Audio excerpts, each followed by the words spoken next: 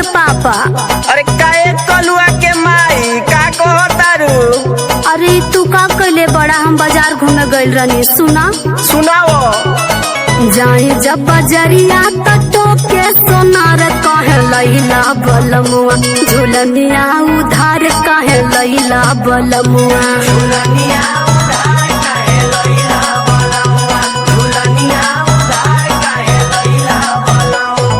जबले ना दहली तना मरलू बराबर, अब काहे के खालू का पर ये धनिया खालू तू काहे?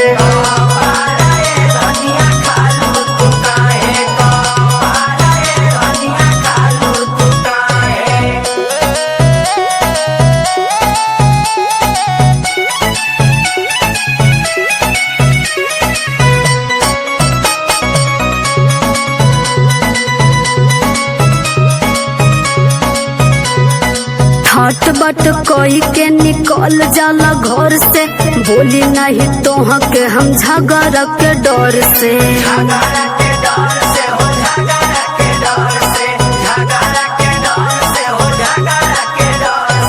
माई घर घुमानी बिटियावा चूल्हा पोतानी, सावर सूरत पर सिंगार करबी के तनी।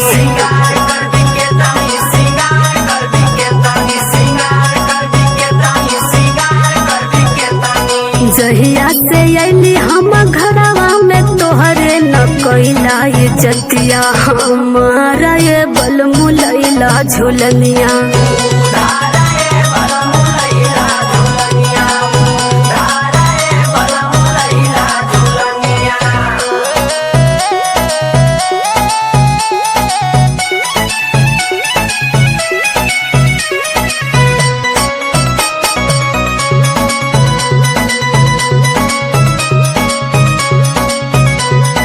जुआवा में हरल रहला राजा मोर गहनावा, रविंदर दीवाना नहीं दिहाला कंगनावा।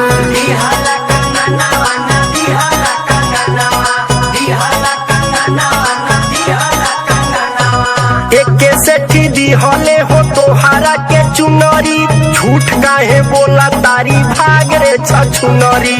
झूठ काहे बोला तारी भाग रे छछुनरी, झूठ काहे बोला तारी भाग रे छछुनरी। लाहाई पैसा जके दे के आवाना त फोड़ब हम तोहरो कपार, ये बलम फोड़ब हम तोहरो।